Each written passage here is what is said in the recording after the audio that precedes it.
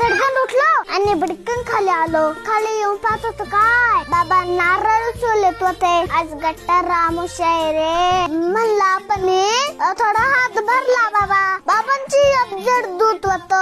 त्याच मनात विचार आला माझी समुद्री गाडी पाणी खालून काढावा.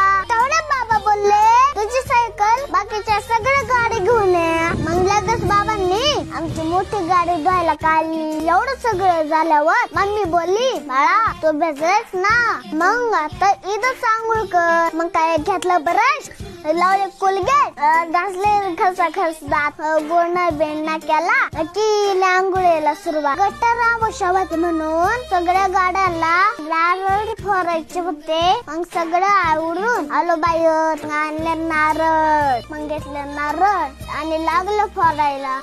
आमचा राम राम घ्या.